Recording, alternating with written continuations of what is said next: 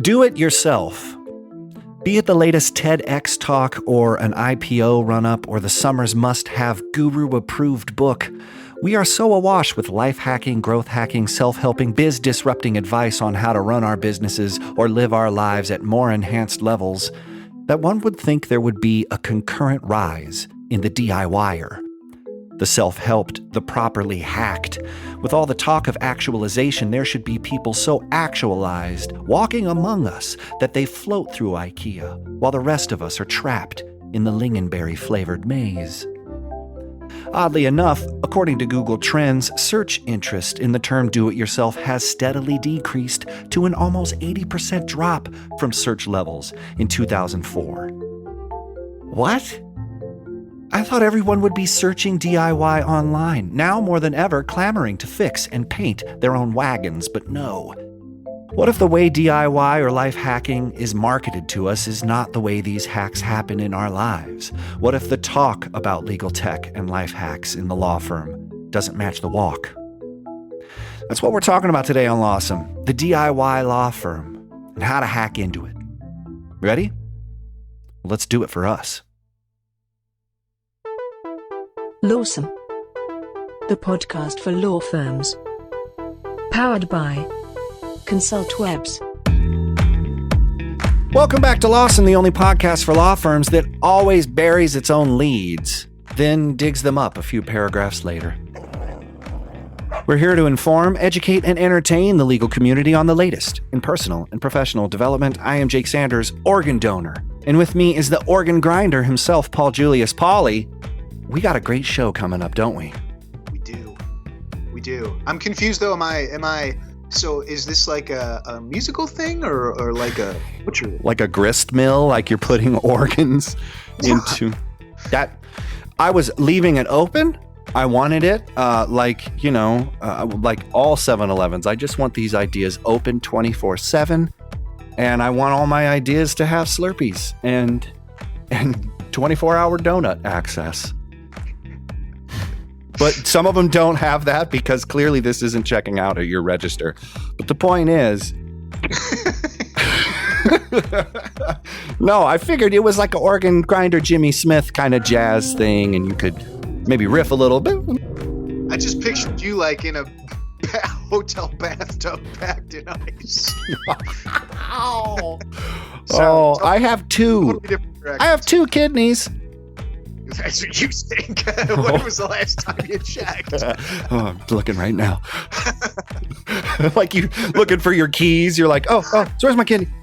You keep like going back and looking for it even though you know it's not there. Open in the fridge. Is it? No. Is it? Because you know why that you keep going and looking in the fridge again. It's because you're lowering your expectations. Totally. And you hear the sound of somebody else's kidneys, and you're like, "Are those mine?" No, those are yours. Tell people what's on the show. On the show today, we talk about why legal tech remains the domain of the legal elite, where the opportunities are for those who are making them. And then we talk to lawyer, marketer, and legal tech DIYer Justie Nicol. And as always, we spike one over the net with 5 questions we ask everyone. Pull up a plate. It's the Hot Takes Buffet. The article today is from myshingle.com. It's by Carolyn Elephant. The elephant in the room. It's entitled "The Reason Why Legal Tech Remains the Domain of the Legal Elite." It's all about the money. She actually wrote this in February 2019, and she was responding to a column that Bob Ambrogi had written in Legal Week about a recent conference and how roughly 90% of the lawyers who practice outside the large firm corporation ecosystem, as well as those the legal system is failing, are just not present in any of the tech fixes, solutions, conferences.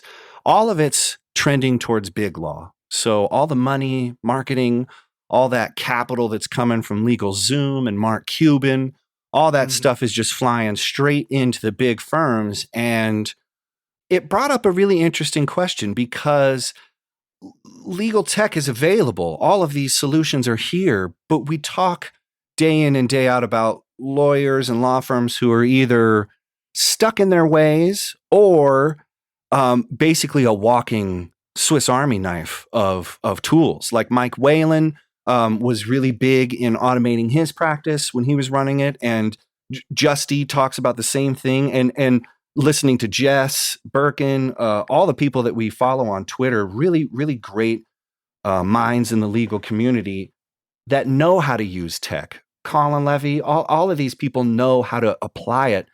But I think there's a gap. All the money in marketing for solutions in legal tech are going to big law. What is it, like 70% of the legal demographics are solo and smalls? Mm-hmm. They're not getting the love, or if they are, they have to pay at premium rates to get it.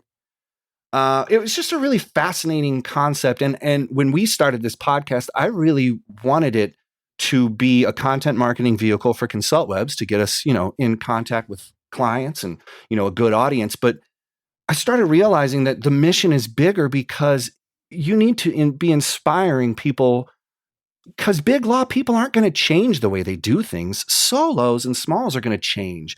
They're going to drive the innovation. They're going to be using the tech. They're going to be really savvy marketers. They're going to be brave. They're going to be courageous because they can. All the people that will use your whiz bang doodle toys, you're not marketing to them because that's not where the money is.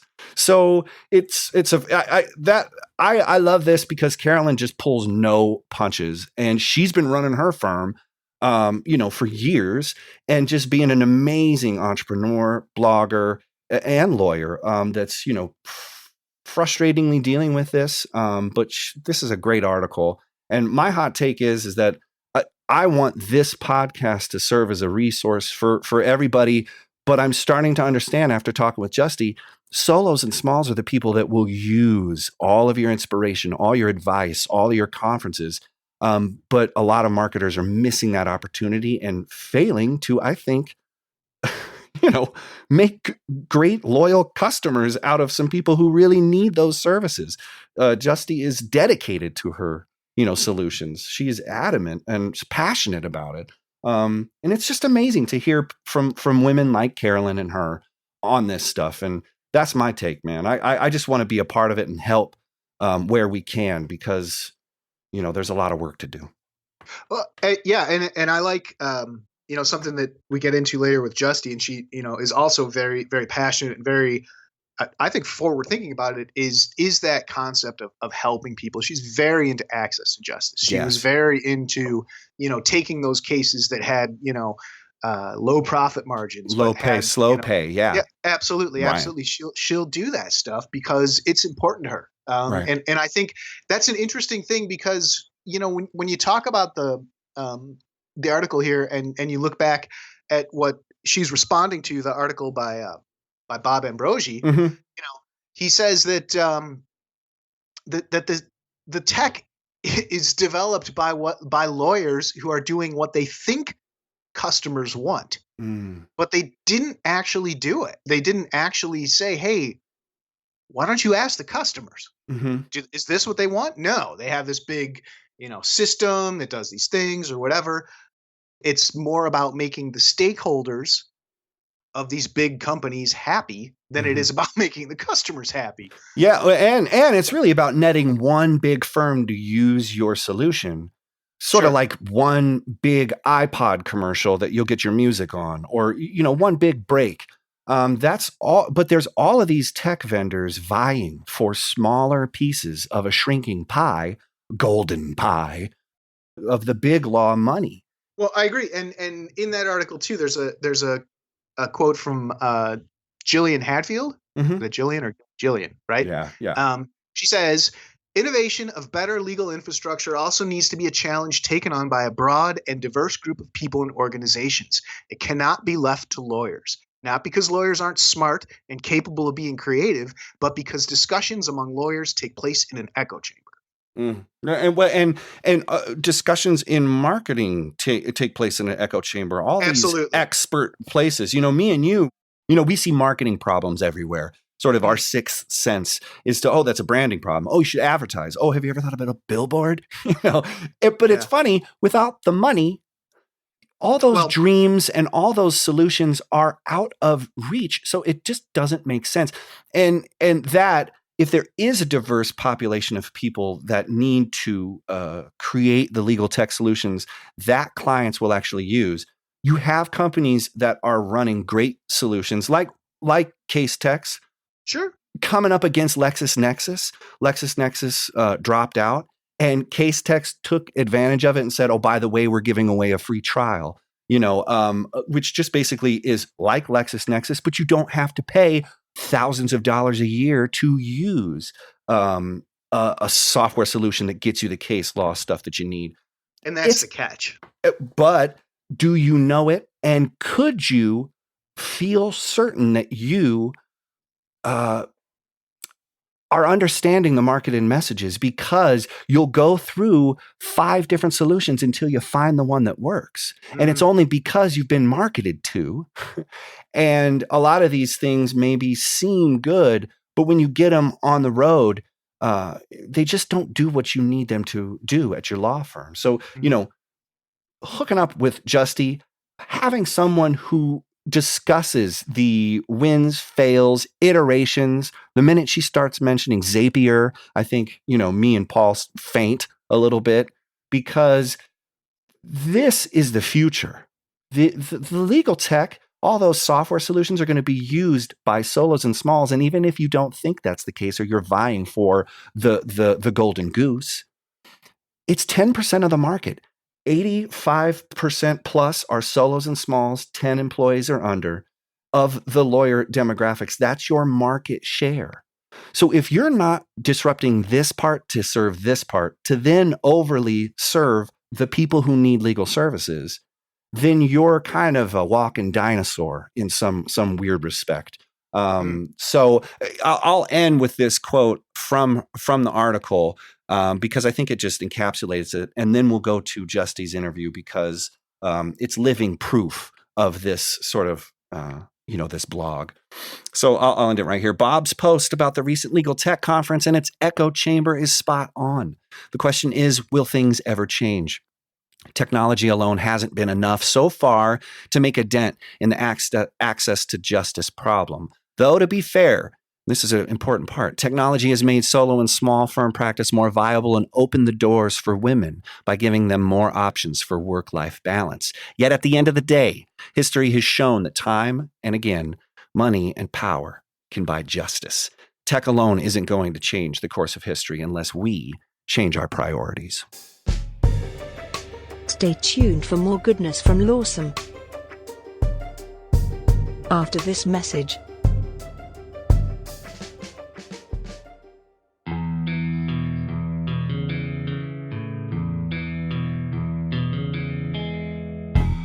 Since 1999, ConsultWebs has been helping law firms connect with clients on the web, connect digital marketing success with firm success, and connect their business goals to proven strategies that help them get the most out of their legal marketing. Go to consultwebs.com to learn more.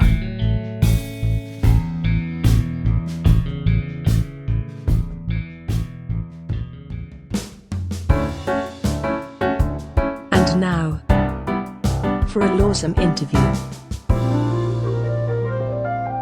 Justie Nicol is a feisty, nerdy dog and toddler mom with a variety of legal experience who's actually a person, human first and then attorney, helping her clients seek the legal advice they deserve.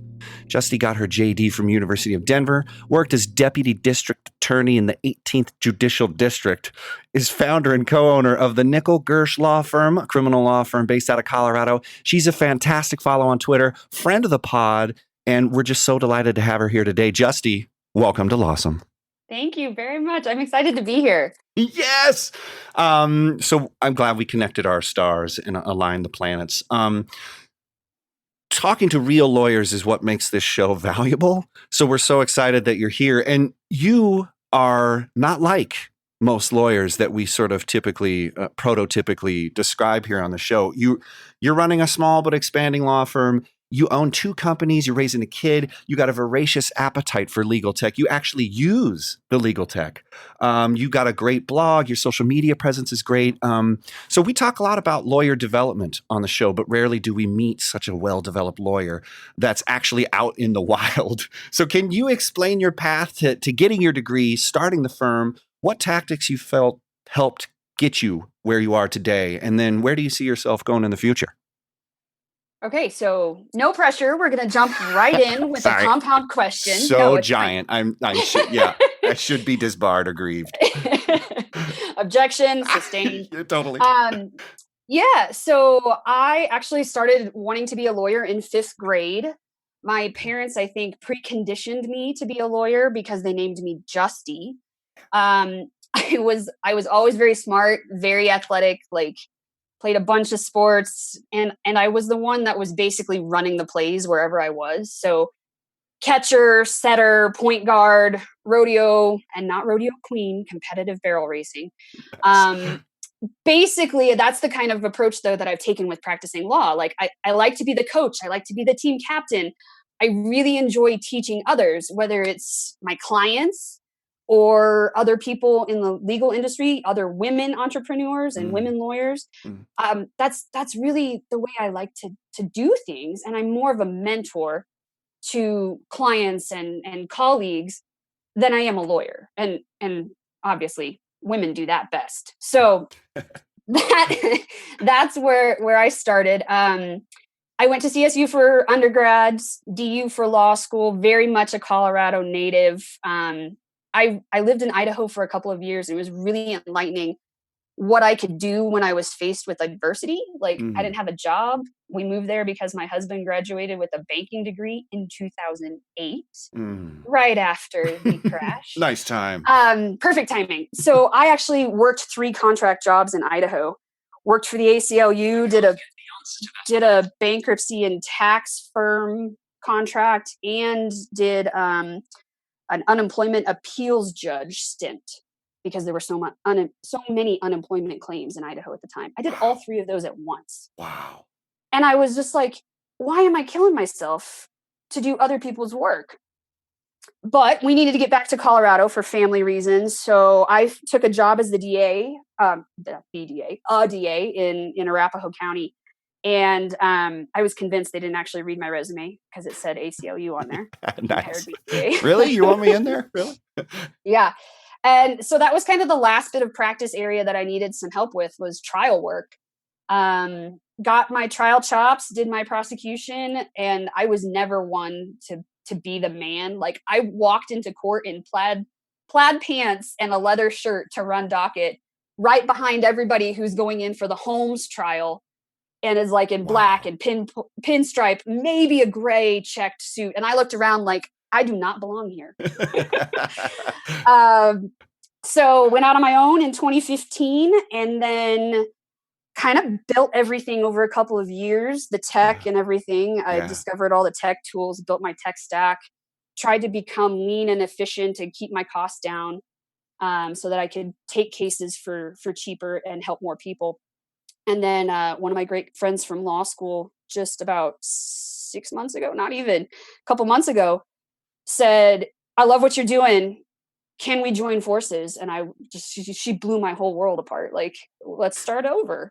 And I've done in the last 3 months what it took me 2 years to build by myself. Wow. And we just launched June 1st on Nicol Gersh Law. So that's been my path. Oh, that's awesome. Congratulations. And it's interesting though, because you could have said, no, I can't stop. I can't pull over. The plane's in the air. But you kind of adopted this sort of strategic thinking on the fly, sort of like a quarterback, sort of like, in those positions where you were playing. I Yep. love the connection there. So, but you talk about tech stack. I mean, the word tech stack doesn't usually come out in common parlance and the legal profession. So you really do this stuff because we just Yeah. talk about how lawyers can't do it, and lawyers are dumb, and lawyers never learn this or that, or but you're doing it. So how do you stay up on the latest tech products, legal tech solutions? How do you go back testing these things, procuring them? Just like you started over with when Gersh joined in, like how do you adapt these, tech fixes on the fly? And, what are your overarching goals when you put a tech, solution in? I just want to hear how you handle that. Yeah. So I am I'm a big fan of access to justice initiatives. And one of the things, obviously, is um, attorneys are too expensive. I think only like 17% of people actually who are not able to access the justice system are based on cost. But if I can do something to keep my costs down and help that 17%, damn it, I'm going to do it. Mm-hmm. So tech for me was a way to keep costs down when it's just you and you're it. Tech was the only way that I could manage everything. So calendaring, phone system, I used Google Voice until literally Tuesday. Mm-hmm.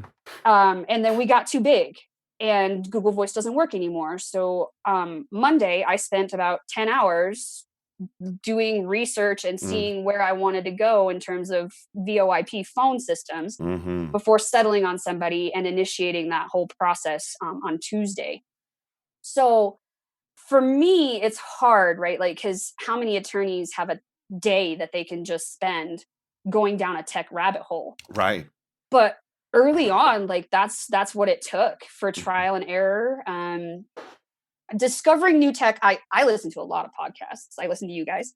And there's some good ones out there, but a lot of Facebook groups as well for attorneys, explore, hey, who are you using for this? Who are you using for that? Like Calendly or Acuity for calendaring systems. My big thing was learning how to use Zapier and building Zaps. Wow. So I actually have our system set up. I have a CRM. I don't use Salesforce or HubSpot. They were too big for what I needed. I'm not a marketing company. I don't do marketing. You guys can run that stuff. You're both marketers, right? Right, exactly. Hand it over. Heck no, I don't want to touch it. But I needed something to track my sales pipeline and incoming leads. So I use Copper CRM because we use Gmail. And it works great because it integrates with Smith AI, which is my receptionist service. It integrates with Typeform that I use to do intakes. It integrates with Acuity, which I use for calendaring. If somebody skips one of those steps and just does one of those steps, Zapier captures it, puts it into my lead system, and I never have to touch the thing. It's fantastic. I never have to touch any of my leads until it's time to do the 30-minute consult. Love it. Oh my gosh. Paul, come on. What? How am I supposed to follow that up? I know how, but like me, Paul just showed me angry. Paul showed doing everything right. What am I supposed to know. Yeah, what are we supposed to? He showed me Zapier the other day, and I was like, what? What? I hear Jess Birkin talk about it. I hear a lot of fancy pants lawyers talking about this stuff, but it's very high level. That's amazing that you do this stuff. That's just amazing. Well, oh my God. I do want to throw so like I'm a huge fan of Zapier. I just discovered it a little while ago because I was stuck kind of doing a lot of what you were talking about, but on a larger level with, trying to do API pulls, writing scripts and all that stuff. And I'm like, oh, this is just madness. So Zapier is a great thing. Sometimes if this, then that works really well too. But something that struck me while you were talking was this February I was at the ABA Tech Show and I was just wandering around. Obviously, I'm not a lawyer, so some of these things went right over my head. But it struck me that a lot of these things, they were like, this is your case management solution. This is your office management solution. But it sounds to me like you've really said, hey, you don't need to spend $5,000 a month or whatever it is to have these things take over your life. And then you're dependent on it. You can find Calendly. You can use Gmail. You can use, like you said, Google Voice. If you somehow organize them. So was there like a criteria you had or a checklist you went through to sort of say, this is what I need to do and this is where I need to get, and here's how we're going to do it? Or have you just like, trial and error and bad experiences, or is it some kind of combination there? It's probably a combination. Mm. I do not sign up for anything that requires a subscription until I've trialed it on their free trial basis. If it does not work for me on a trial basis within a week, it's probably not going to work for me on a long-term basis. We explored doing like PandaDoc or Proposify for engagement letters. It doesn't work for lawyers. We're too text intense, and their system is not meant to be a word processing system. It's meant to be much more visual. I ended up going back to Canva, building my own engagement letter background, and then porting that into Word to use. And I did it for free on a weekend. And it's pink because we're women and we're awesome. But I think there's something there is that what it is you want to do and what it is that needs, where you need to get. Yeah. And a lot of these companies, it seems like they're saying, here's this technology. This will solve all your problems. And people are just overwhelmed. So, I mean, I think that's really, really valuable advice about using the trial, periods or versions of these things. But is there, I guess, to build on the email thing a little bit, do you maintain like an active database of past clients or something like that? Like, is there any value? Because a lot of these companies I saw were very much like, maintain your CRM and have all these touch points and blah, blah, blah. And it was very jarring for me as a marketer. Like, it made total sense, but I could see as like being a lawyer, like, what does that have to do with being a lawyer and running a law firm? Right. Yeah, especially in criminal defense. Right. Like, my whole goal, a lot of it's anti-marketing, right? Like, my whole goal is, if I've helped you with a case, I hope never to see you again. I don't want you to get another case and come back to me, and then I'm going to have to explain to the DA why you're back in the system again, or why the judge is like, oh, here we go again, I'm revoking your probation. I don't want repeat customers. So yeah, like the Clio, and I'm sorry to drop names, but Clio and Lexicata and Practice Panther, like, they're super expensive. You can do this step by step if you know exactly what problem it is you are trying to solve. Is it a client communication problem? Is it an internal workflow problem? Are you trying to get information to a team when you're growing? Identify the problem in very specific terms, and there is a solution. Sometimes it's not always tech, but there is a solution. And usually there is a tech solution. It's just whether or not it's good for you. Early on, I've got a little war story. Like, early on, Smith did not do an open API for Zapier. And I contacted them like, guys, I really need this. They built it over the weekend. Wow. It was amazing. So that's the thing about using the tech companies directly. Like, that's what they're in the market of doing, is serving their customers. You are a customer for these tech companies. If you need something, ask for it, and I bet you they can do it. It may not be quick, but they're going to do it. Is Clio going to do that for you?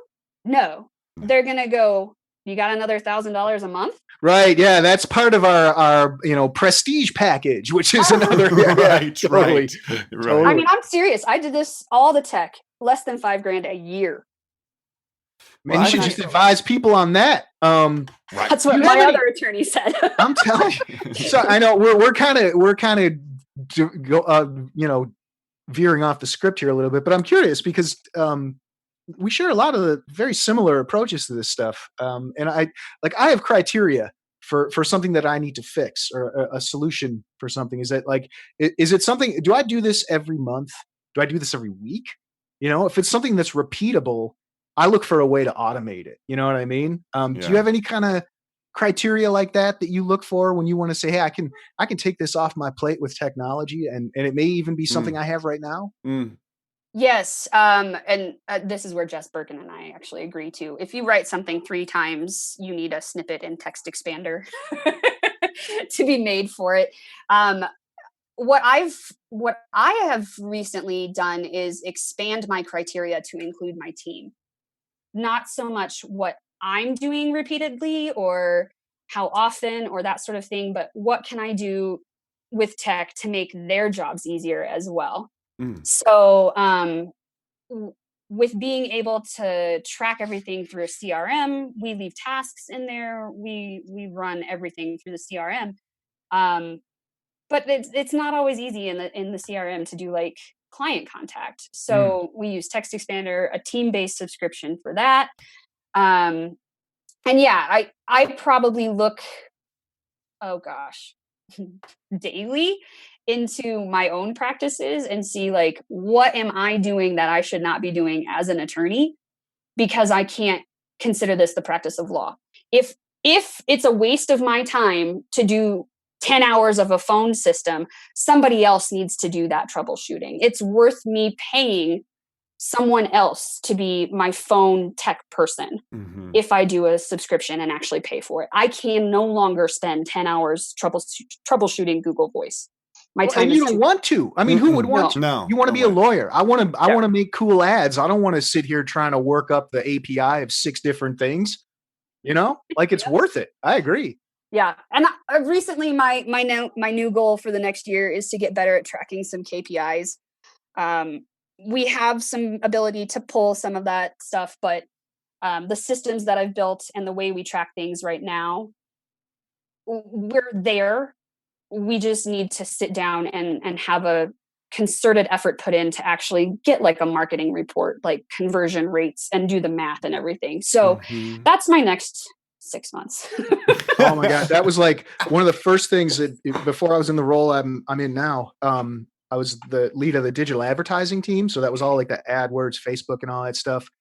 Getting on an automated report and dashboard system saved easily 30 hours a month.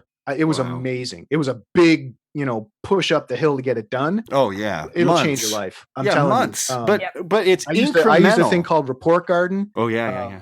Lately I've been using something called Data Studio. I highly recommend both. If you're into APIs, you can totally pull it in. So I don't work for either one of those people, just by the way. Yeah, right. Cha-ching. Yeah. No, but I think something that Ivy Gray said the other day was incremental isn't a dirty word. I think a lot of people are afraid because they're not going to be able to turn the fire hose on and off, and it won't just go on and off like a fire hose. Like it is a trickle. It is, I'm just thinking of a young Justie grabbing onto the barrel and just like riding these little like animals like out into the rodeo. And that's so not what I was talking about earlier. Wait, what? You don't actually grab the barrel. You don't want to touch the barrel. Okay, don't touch the barrel. Well, the point is what I'm saying is you aren't afraid to put your arms around something, and you're not afraid to work over time to achieve a goal. I think a lot of people are afraid because it isn't the quick fix.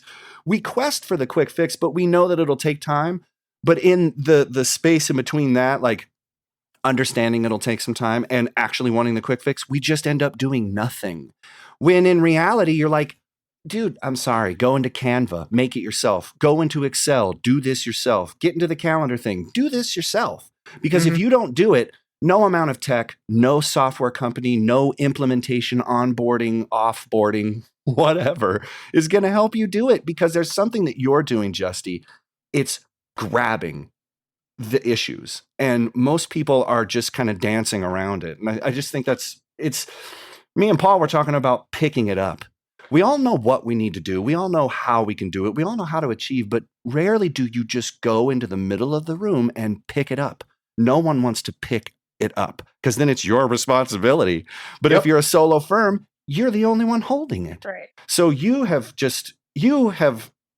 eloquently described and accurately prescribed how tech can fix things in a law firm, because it's all so nascent and it's also, I just don't think we understand how it is, but you outlined it perfectly in regards to your specific area of practice. When you're talking about tech doesn't necessarily help you, like I don't want repeat customers for criminal law.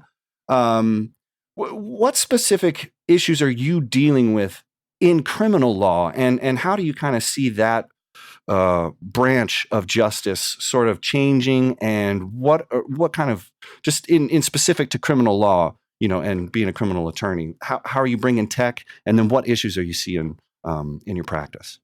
Yeah. So, um, probably the hardest part about criminal law is it is so antiquated. It hasn't changed in years and years and years. Our statutes and our courts do not do a good job of recognizing the struggles that people have in real life. Mhm. Monetary issues with being able to hire a lawyer. We have what's called a low pay, slow pay list here in Colorado. Um, we are one of the few firms that is on that in every county that we practice.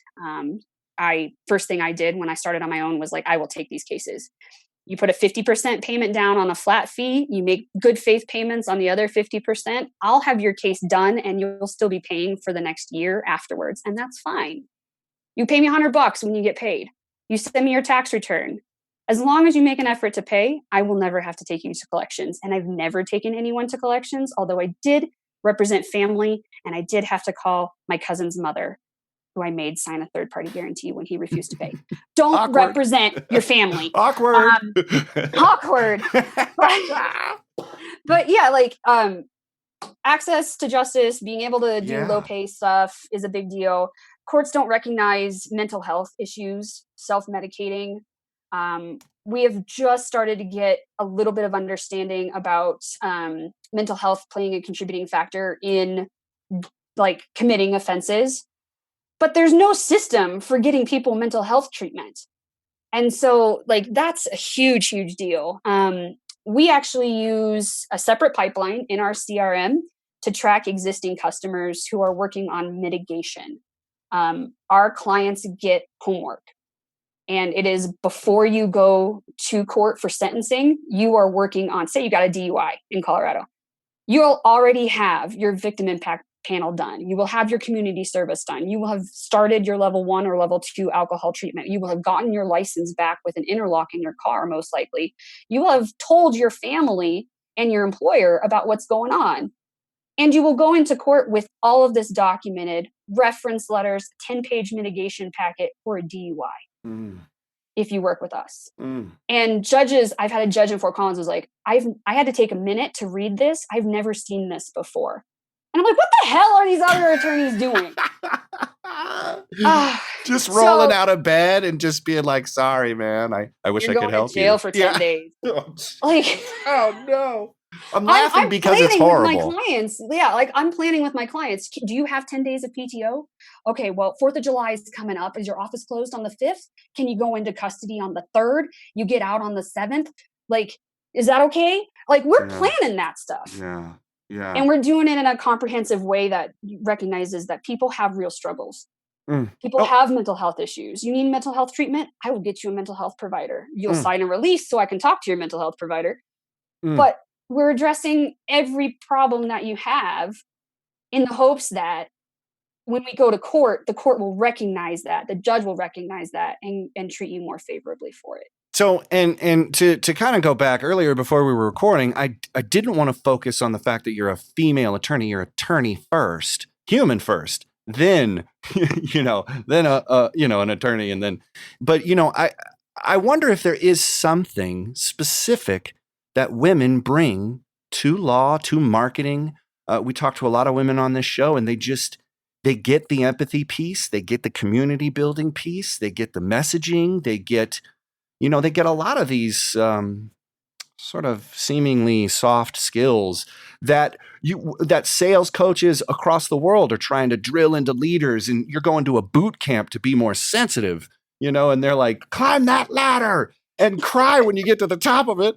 And I don't know, but we're like training ourselves to be empathic when you really just have to listen and, things that kind of come a little bit more naturally. I'm not trying to box people in here, but can you speak to a little bit about being a woman, doing the attorney thing? And, is there something to that magic, or am I just, is this a new type of sexism? I don't think so. Okay. I think people can recognize their own implicit bias and make adjustments for it. Sure. With being a woman in this area of law, like criminal defense is super confrontational. I actually put it in our engagement letter that if you see us smiling with the opposing party or the DA, we're trying to get more things done with honey than with a hammer. Mhm. And if you want a super aggressive attorney who's going to just scream and yell and pound their fist on the table, we're not that firm.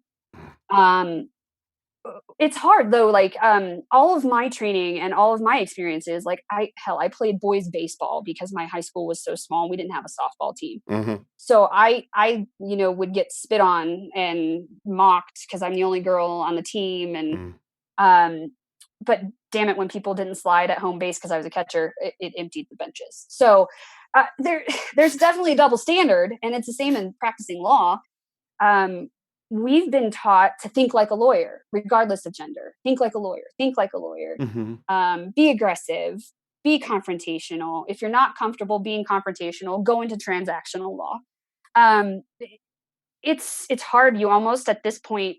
I never thought I would have a pink website, for God's sake, but embracing that part of myself where it's like, no, this is okay. This is what makes us different. We are the anti-old white dude firm. And really that is literally our goal with the new website. We are the anti-old white dude. Trying to make changes within the practice of law and make it more favorable for women and to allow women to be women before lawyers and use those skills that maybe do come more naturally to us. That's a battle. And that's been a battle that I've been fighting for a little while. I know I'm not the only one. We have a wolf pack group here in Colorado, which stands for women-owned law firms. Cool. And you want to see some fierce women attorneys. That group is amazing. It really is. So we do things like that where we support each other in the practice of law. In criminal defense, especially, it's hard because literally it is the area of law that is old white dudes. So many judges are not old white dudes. Yeah, they're not forward thinking. But you also hear it with women. Like older women can sometimes be the detriment to younger women attorneys. I know I've experienced that, and it's almost worse because you're like, as an older woman attorney, you're like, I've been through this, I've been hazed, I've had this happen, and so now I'm going to perpetuate that on the next generation. And I'm like, that noise. We are not doing this. We are going to find a better way to do this. And so, supporting other women, and you'll find women being the majority of solo small firms in Colorado as well. We just don't go into the big firms. We can't do it. We have flexibility issues, we raise families, we have other commitments. It's not what I want, and it's not what a lot of people want. But I think it's interesting because you're making it what you want, and something that we've seen that I'm continually just blown away by is we have so much innovation and new approaches are happening that I think are going to be transformational and in a good way outside of big law. The people who are innovating are the solos and the smalls, are the people who are like, well, you know what? I'm not going to fight this old white dude thing. I'm just going to do my own thing because you know what? They're going to die out soon anyway, You can hope. No, sorry. I mean, these are, the Ivy Gray. I mean, there's so many women who are making these big strides, and really, Hello Divorce with Erin Levine is amazing. Yeah. And like is a big law firm doing that? No. Would they? Probably not. But big law firms don't have the flexibility that small firms do. Right. Like I can learn a new tech system and teach my partner how to do it in a weekend. A big law firm, they don't have the ability to be that reactive, that flexible, that quick, that responsive. I mean, that's why clients are by far and away in criminal defense world here in Colorado. They're usually doing solo and small firms. There are not that many big conglomerates that do criminal defense. Right. They're not fast enough. Right. I mean, and that's, I mean, is that like, obviously that's an advantage, you can adapt, change and put things into a process much faster. I mean, what is it like? What are you always fighting against though? Like, what do you think is, if you could, like wave a magic wand, Mhm. say, all right, now we're going to level the playing field somehow. Like, do you feel that at all? Or, I mean, what's that, There just are that only one thing one. that bugs you? You only get one magic wand here, Justie. One magic wand. I don't get 3 wishes, only one. Okay. It's a wand. I mean, You do what you want. Yeah, I'd say prioritize Just it. Give us the tops. That's change it. Yeah. I would say it would be nice if, from practicing law as a woman perspective, if appearances did not matter the way they don't matter for men. Mm. Like being relatively young and being asked, "Oh, you're the court reporter." Mm. Nope, I'm leading this deposition. Yeah. Or I could even see it too, like you were talking about before. You know, I think people are surprised when they find out that, you know, the both sides, the attorneys know each other, you know, may play golf or whatever together. They're talking. It's a different perception when it's Mhm. a man and a woman Mhm. talking than 2 guys, you know, or 2 women. So it's, yeah, that's not fair. Yeah, it's just the way people see things. Yeah. Like they see you down the hallway talking outside of court with the other attorney, and you're like, "I just got your case resolved for you Uh-huh. because I was nice to this other party." And my clients are pissed. And I'm like, "No, we got the case resolved." Yeah. Like, that's ridiculous. You're mad at me because of what you saw, because of what you perceived, because of what you inherently have a stereotype in your head and what you assumed. Mm. And that's kind of ridiculous. Yeah. And judges do it, opposing counsels do it. The snap judgments that people make based on what other people look like, I think affects women and people of color and minorities, LGBTQ, way more than it does your average white dude. Mm-hmm. Yeah. And that's not fair because that demographic, I mean, you know, we see it, you know, without getting into a larger political conversation, but I mean, you know, that what you just talked about is that, I mean, that's going to be more reflective of the population. And it affects cases. Oh, really? Which is crazy. Yeah, it totally affects cases. Like I'll walk in with a minority client and I know that they're going to get a different sentence based on which judge it is and how things go. And yeah. Well, yeah. When talking to Professor Renee Allen, you know, on an earlier show, she was talking about one of the dangers is thinking that it isn't an issue, that we're colorblind or that we're post racism, post, you know, any of these, you know, Me Too moments, you know, that like, oh no, we're all the same here. I don't see any difference, and you know, I'm, you know, but you knowing that and anticipating that is sort of the heart of a marketer. You know what preconceived notions exist in the world, but you know you have to engage with them. It's indeed somehow elicit some of them to come back towards your business. So it can be really dangerous to play that. But there's also ways that you can masterfully, you know, slide in there. So I think you've kind of played it really well. And I it's unfortunate that human behavior is like that, but millennia of, you know, evolution isn't going to be countered by some wokeness, but it will be countered by good lawyering, savvy use of technology, you know, being really big on heart, you know, using, you know, your ears and your brain and stuff. I mean, you're just like a great lawyer that, you know, regardless of whatever, you know, things you come against, I think you're going to succeed. But here's my question. If you could go back in time and like talk to the young Justie before she was getting, you know, the JD or, you know, right when you're starting that firm, what one piece of advice, and no magic wands now, what one piece of advice would you give, you know, a younger version of you? Probably the most valuable thing that I have done, and even in the last 6 weeks since really launching the new law firm, is value your friendships. Surround yourself with people who are just as ambitious as you are, that support you and raise you up, and don't engage in self-doubt.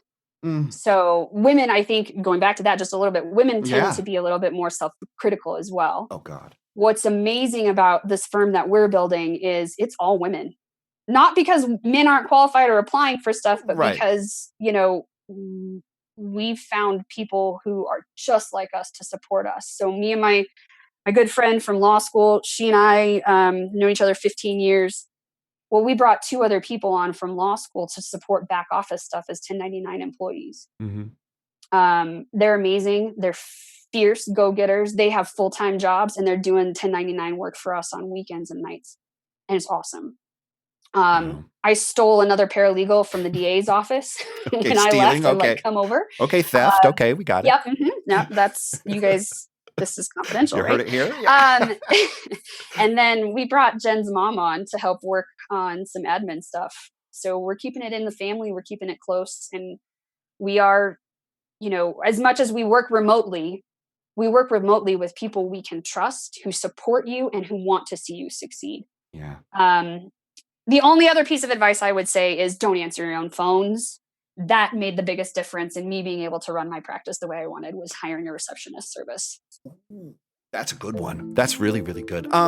Justie, you are so amazing. And this is much more, I am just so, this was a bounty of inspiration and actual, lawyer doing, good work out there for their clients. But we just dream all the time about this stuff. Very rarely do you get to see it. I want people to hook up with you, talk to you. I want them to bother you. How can people find you, Justie Nicol, on the internet? Easiest way is probably just Twitter, Justie, 4, Justice. So JUSTIE, 4, Justice, JUSTICE. Or you can go to our website at Nicol Gersch Law, NicolGerschLaw.com. 5 questions we ask everyone. Number 1, what was the last book you read? Oh gosh, Tiger Tactics. Nice. Solid. Number Yep. 2, what is your favorite place? Anywhere on the back of my horse. Right on. How cool. Number 3, what sites, blogs, newsletters, or podcasts do you regularly check in with? Oh, this one's harder. Like, this is a list. I like Lawsome. I listen to you guys pretty religiously. Mostly because of sense of humor, right? Like, Totally. There's nothing here. There's nothing else. There's It's nothing the guests. substantive. Get anything from it. Random joke. Perfect. The other lawyer ones are also freaking dry sometimes. True. No. I also like Maximum Lawyer podcast. That's a good one. I love Lawyerist as well. Mhm. Stephanie, I'm part of the lab with Lawyerist with the new firm. So we're doing that process. I just had drinks with Sam Glover when he was down here in Colorado Springs. Cool. So that was fun. And then I just discovered how to unfuck your brain, which is kind of cool too. It's more about thought work and like self-improvement and really Interesting. like how to take everything that's in my head and not be anxious about it and implement it over time and deal with it. So yeah, those are my best podcasts. Nice. Good. All right. Number 4, if you were stranded on a desert island and could only pick one condiment to take with you, what would it be? Cumin. I've been practicing that answer the longest time. Nice. Ketchup. No, cumin goes on everything. It is the does. spice of life. It is so good. Absolutely. Exotic yet usable. All right. Okay. Number 5. After a long day or a long week at work, how do you relax and unwind? I ride my horse, but I also still play volleyball on a pretty competitive level. So like I was out playing last night, literally trying to hit someone in the face with a volleyball. Did not succeed last night, but have before, and it will happen again. So yeah, I'm a little competitive. Cool. For show notes, links, and info, go to thelawsomepodcast.com or follow us on Twitter or Facebook. Be sure to leave us a review and rating in iTunes or wherever you find the you listen to. Until next week, stay lawsome.